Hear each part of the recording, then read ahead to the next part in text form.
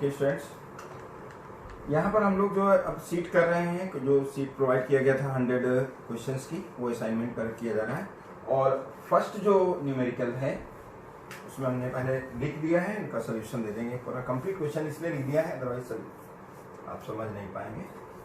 पहला है 4 charge particles are projected perpendicular into the magnetic field B with equal velocity which will have minimum frequency. तो हम लोग already कर चुके हैं। फिर चार्ज पार्टिकल, सोल्यूशन स्टार्ट करता हूँ, भी नीचे लिख देता हूँ। तो इसका सोल्यूशन जो है, ये सोल्यूशन फर्स्ट है कि चार्ज पार्टिकल कोई अगर इंटर करेगा ट्रांसवर्स मैग्नेटिक फील्ड में, अगर मान लीजिए पॉजिटिव चार्ज है तो आपको पता है कि मैंने charge particle is projected in transverse magnetic field, ये 4 फिंगर मैग्नेटिक फील्ड की डायरेक्शन है, ये वेलोसिटी की डायरेक्शन है। पॉजिटिव चार्ज अगर है तो थंब अपर डायरेक्शन में है, तो इसमें पाथ सर्कुलर आ जाता है, हम लोग डिस्कस कर चुके हैं। और अगर इसका पाथ सर्कुलर हो जाएगा तो सर्कुलर पाथ के लिए जो रेडियस हम लोगों ने निकाला था, रेडियस क्या आया था, mb अपान qb, और इसमें v बाई आर अगर ले लें तो क्या आएगा, qb बाई क्या m। और v बाई आर जो होता है वो ओमेगा होता है, ये हो जाएगा qb बाई m, और ओमेगा होता है 2 pi nu qb by m। New is क्या होगा, qb अपान 2 पाई m। तो इसमें आप देख सकते हैं कि मास के क्या है, बाकी सेम चीजें हैं। अगर हम लोग यहाँ देखें तो क्वेश्चन में क्या क्या पार्टिकल्स दिए हैं, प्रोटॉन, इलेक्ट्रॉन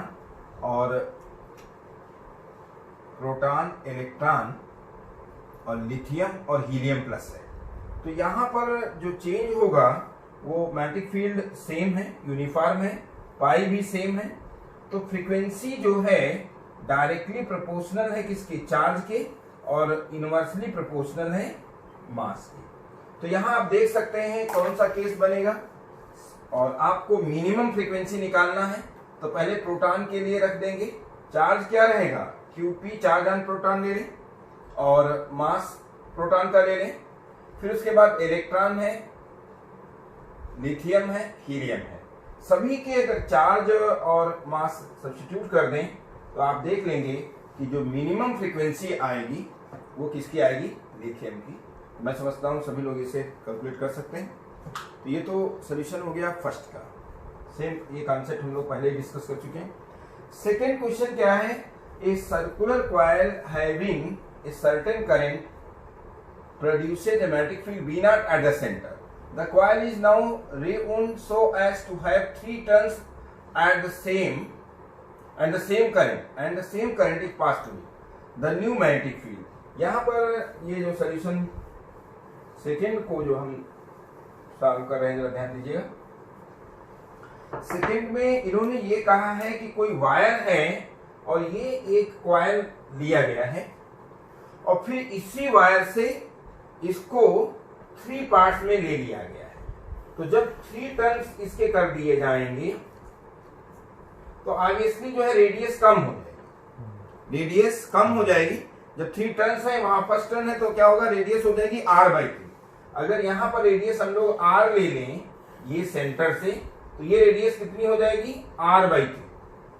और आपको निकालना क्या है, b होता क्या है, फार्मूला ये हम जो दे रहे हैं वो सोल्यूशन 2 दे रहे हैं। तो B का फार्मूला है, B इज क्या, mu not I N I कह सकते हैं, अपान क्या 2R। तो फर्स्ट केस में क्या दिया है इन्होंने, B नॉट दिया है, और नंबर ऑफ टर्न क्या है, 1 है, I अपान 2R हो जाएगा।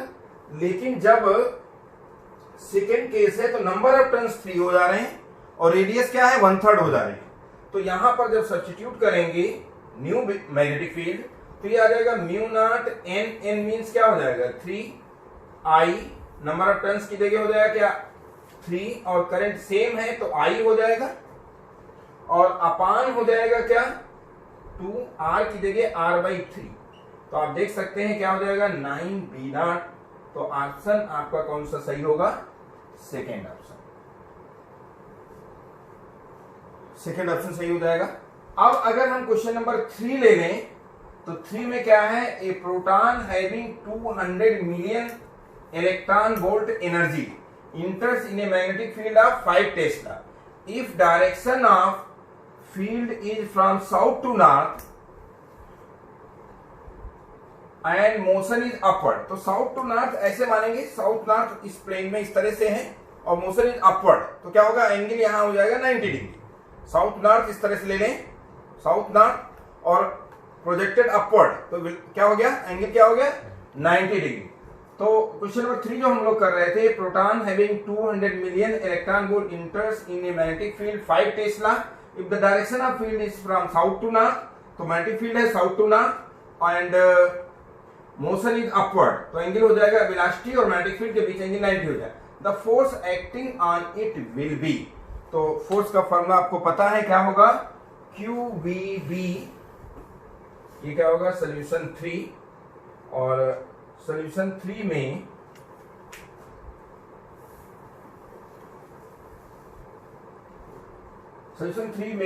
अगर हम निकालें F फार्मूला होता है Q, F का क्या फार्मूला होता है? QV क्रॉस प्रोडक्ट B, यानी F की वैल्यू क्या आ जाएगी? QVB sin 90, F की वैल्यू क्या आ जाएगी? QVB sin 90। और आप देख सकते हैं क्या है? एक प्रोटॉन दिया गया है, F की वैल्यू निकालना है, FQ की जगह क्या होगा? 1.6 इंटू 10 की पावर -19 कूलम, और वेलोसिटी दिया हुआ है क्या है question? A proton having this much energy, तो आप निकाल सकते हैं। यहां पर जो एनर्जी दिया हुआ है हाफ mv², ये क्या हो जाएगा? Q इंटू V, और प्रोटॉन है तो E इंटू क्या हो जाएगा? V, और ये हाफ mv², और ये हो जाएगा क्या? 1.6 इंटू 10 की पावर -19 इंटू क्या हो जाएगा? 200। तो यहां से F क्या होता है? QVB sin थीटा, आप समझते हैं, इसमें वेलोसिटी आप निकाल लेंगे, और जब वेलोसिटी आ जाएगी तो F इज इक्वल टू क्या होगा? F क्या होगा? QVB, Q इंटू वेलोसिटी आप निकाल लेंगे, इंटू मैग्नेटिक फील्ड शायद इन्होंने दे रखा है कितनी? मैग्नेटिक फील्ड दिया है 5 टेस्ला, और sin 90 हो जाएगा, ये sin 91 हो जाएगा। तो ये वैल्यू आप निकालेंगे और ये आना जो है फाइनल जो है आंसर हो जाएगा, क्योंकि ऑप्शन इसमें हमने नहीं दिया हुआ है, तो आप मैच कर सकते हैं क्या ऑप्शन है। हम लोग बात करेंगे अब क्वेश्चन नंबर 4 की।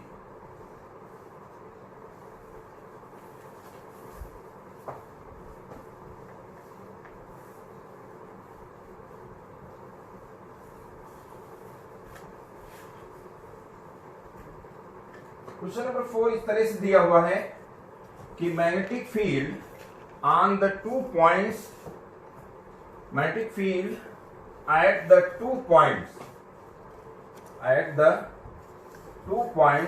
Question number 4, magnetic field at the 2 points on the axis of a circular coil at distances 0.05 metre and 0.2 metre from the centre are in the ratio 8:1, क्या? R in the ratio 8:1, the radius of the coil is। Magnetic field अगर कोई circular coil है, ये solution number 4 की बात कर रहे हैं, तो अगर कोई सर्कुलर कॉइल है तो इसकी एक्सिस पर जो मैग्नेटिक फील्ड का फॉर्मूला होता है वो होता है mu naught I a², a radius है, I करंट है, a² 2a² प्लस x² 3/2 क्या दिया है? 3/2। तो magnetic field at 2 points on the axis of a circular coil at a distance of 0.5 and 0.2 from the centre are in the ratio 8:1, the radius of the coil is. तो यहां पर B1/B2 दे रखा है, किस पॉइंट पर? ये दिया है 8:1। यहां पर म्यू नॉट सेम रहेगा, म्यू नॉट क्या होगा, V1 की वैल्यू लिख रहे हैं, सेम रहेगा, करंट क्या है, सेम है, कट जाएगी, और रेडियस जो है फर्स्ट की दिया है 0.05, फर्स्ट की रेडियस क्या दिया है 0.05 होल स्क्वायर, ये whole square mu naught I A square, mu naught I A square upon 2 into A square 0.05 whole square plus क्या हो जाएगा एक्स स्क्वायर। तो magnetic field at the 2 points on the axis of a circular coil at a distance of, sorry ये distance दी हुई थी, radius तो same ही रहेगी, तो B1 हो जाएगा क्या mu naught I A square, ये सेम रहेगा, upon 2 into A square plus क्या 0.05 whole square, to the power क्या हो जाएगा 3/2 whole upon mu naught I A square same रहेगा अपॉन 2 ए स्क्वायर और प्लस हो जाएगा 0.2 whole square to the power 3/2 and this is 8:1। इसमें एक ही अननोन है ए, मैं समझता हूं ए आप निकालेंगे और आंसर आएगा, कौन सा ऑप्शन आ रहा है इसका ऑप्शन जो है 0.1, हाँ फाइनली जो आपका आंसर आएगा वो आएगा बी ऑप्शन सही आएगा। तो इसे आप कैलकुलेट कर लीजिएगा, इसमें एक ही अननोन है, mu naught I A square सब कट जाएगा, सिर्फ और सिर्फ ए ही अननोन है, यहाँ पे पूरी टर्म ही कट जाएगी, 2 कट जाएगा, जब इसे सॉल्व करेंगे तो ए की वैल्यू आप निकालेंगे और आएगी 0.1 मीटर। अब हम करते हैं क्वेश्चन नंबर 5 पर।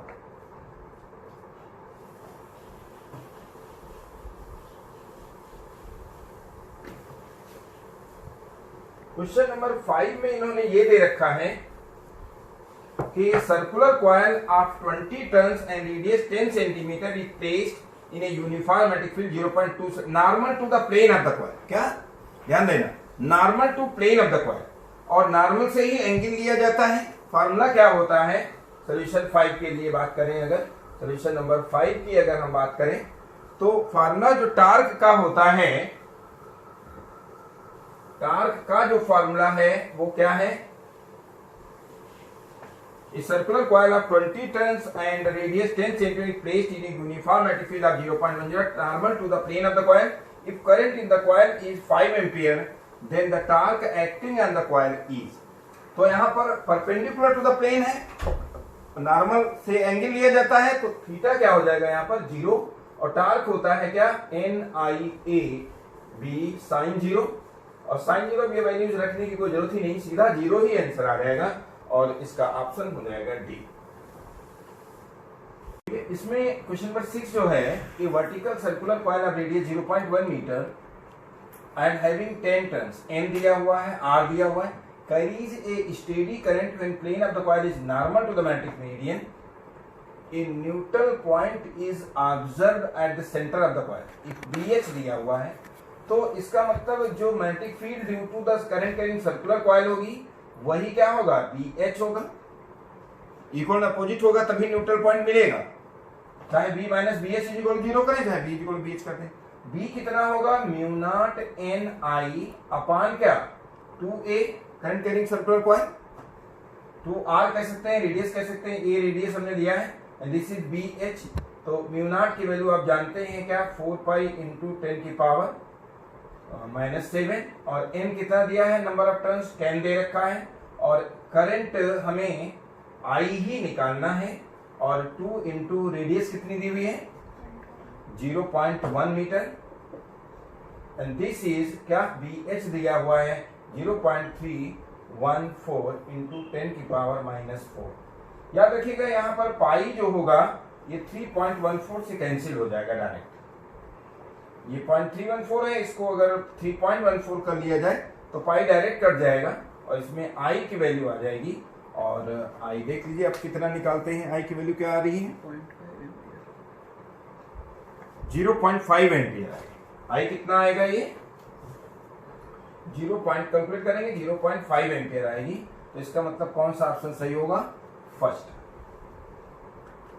तो इसमें हम लोग ये अब क्वेश्चन नंबर 6 तक डिस्कस कर लिए थे। ये 4 क्वेश्चंस आज सॉरी ये ऑनलाइन लेते हैं।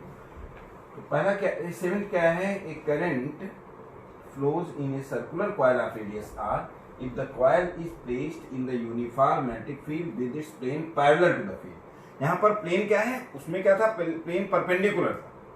यहाँ पर प्लेन क्या है, पैरेलल टू द फील्ड। इसका मतलब प्लेन पर नॉर्मल जो हो जाएगा वो फील्ड के परपेंडिकुलर हो जाएगा, थीटा 90 हो जाएगा। और जब थीटा 90 हो जाएगा तो क्या पूछा है, parallel to the field, magnitude of the torque acting on it. तो मैग्नीट्यूड यहाँ दे रहे हैं सोल्यूशन किसका, सोल्यूशन 7 का सोल्यूशन दे रहे हैं। तो इसमें टॉर्क का फार्मूला होता है क्या, एम बी साइन थीटा, और इस केस में थीटा क्या होगा 90। जब ये पैरेलल टू द फील्ड है, क्या है, पैरेलल टू द फील्ड है, सर्कुलर कॉइल जो है पैरेलल टू द फील्ड है, तो इसका मतलब इस पर नॉर्मल जो होगा परपेंडिकुलर हो जाएगा, यानी थीटा हो गया 90। मैग्नेटिक फील्ड और कॉइल के प्लेन पर नॉर्मल के बीच एंगल निकाला जाता है, वो हो गया 90 डिग्री। तो अच्छा m क्या होता है, m की वैल्यू होती है NIA, और b जो होगा दिया जाएगा b, तो b के टर्म्स में ही आंसर है। तो टॉर्क की वैल्यू m के प्लेस पे आप रखेंगे क्या, NIA, और चूंकि एक ही कॉइल है तो N1 हो जाएगा, और इनटू क्या होगा b साइन 90। तो n की जगह 1 हो जाएगा, i तो इन्होंने दे ही रखा है, i स्मॉल i दिया हुआ है, और a कितना है, pi r square into B sine 90 1 हो जाएगा। तो आंसर आपका आ जाएगा क्या, पाई r स्क्वायर i b, जो कि आपका कौन सा ऑप्शन है, सी ऑप्शन। तो क्वेश्चन नंबर 7 का ऑप्शन हो गया सी। क्वेश्चन नंबर 8 पर हम बात करें, क्वेश्चन नंबर 8 बात करें, two identical bar magnets are fixed with their centre at a distance d apart. A stationary charge is at point P. In between the gap of the two magnets at a distance d from the center O as shown in figure. यहां पर कोई charge है Q,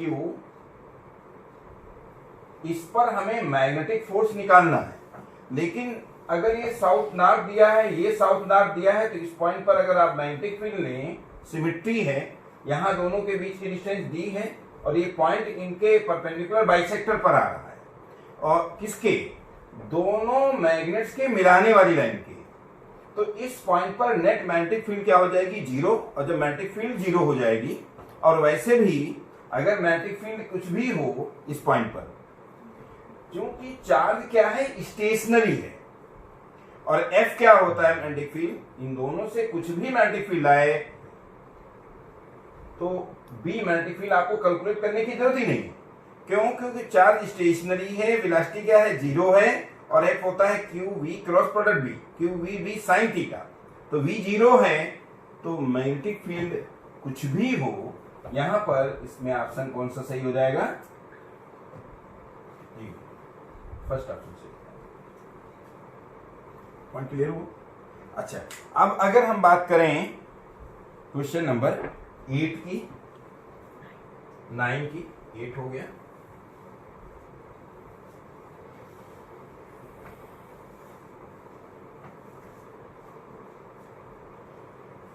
question number 9 ये है, the proton with क्या, the proton with energy 1 million electron volt describes a circular path in a plane right angles to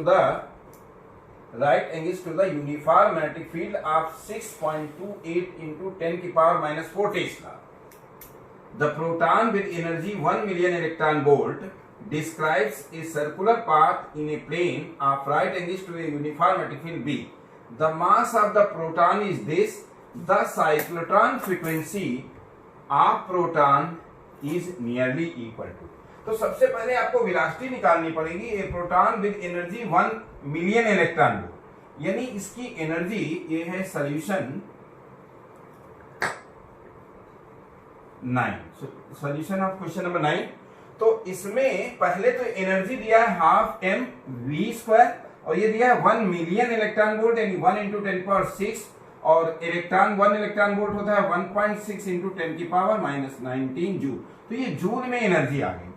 साथ में इन्होंने मास भी दे रखा है 1/2। मास क्या दिया है 1.7 इंटू 10⁻⁻27 kg इंटू क्या v square and this is 1 into 10⁻6 into 1.6 into 10⁻⁻19। तो इससे आप क्या निकालेंगे, वेलोसिटी निकालेंगे। क्या निकालेंगे, वेलोसिटी निकालेंगे। और फिर इन्होंने पूछा क्या है, फ्रीक्वेंसी। और फ्रीक्वेंसी आप जानते हैं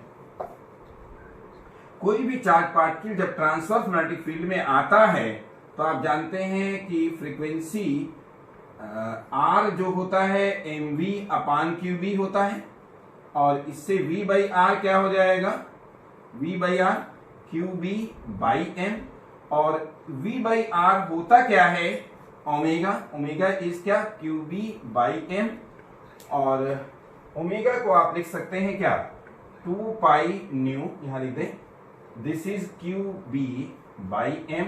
तो इससे फ्रीक्वेंसी का फॉर्मूला आ जाएगा क्या qb/2 पाई m। तो पाई आपको पता है, मास दिया हुआ है, q चार्ज प्रोटॉन पर पता है, मैग्नेटिक फील्ड पता है। तो इससे आप फ्रीक्वेंसी निकाल लेंगे और आप कैलकुलेट करेंगे तो इसका आंसर आएगा 10⁶ हर्ट्ज। क्या आएगा 10⁶ हर्ट्ज। ठीक है, तो ये कौन सा ऑप्शन हो गया, ऑप्शन डी।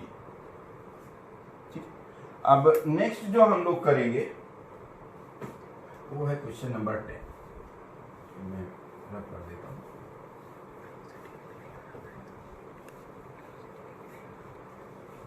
क्वेश्चन नंबर 10 क्या है, इसका यहीं पर सॉल्यूशन दिया जाए। क्वेश्चन नंबर 10 में ये दे रखा है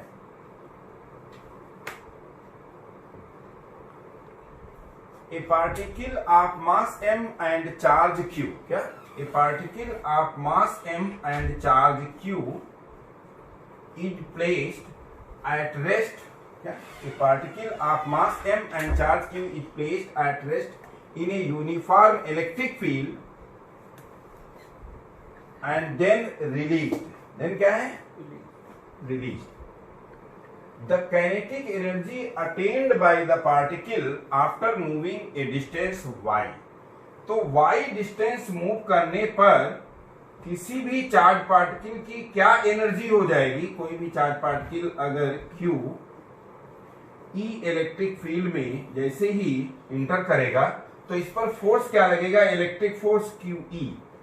तो इस पर एक्सेलरेशन क्या हो जाएगा, एक्सेलरेशन होता है F/m यानी QE/m हो जाएगा। और इन्होंने ये कहा है फाइंड क्या आपको निकालना है, the kinetic energy attend by the particle in moving distance y।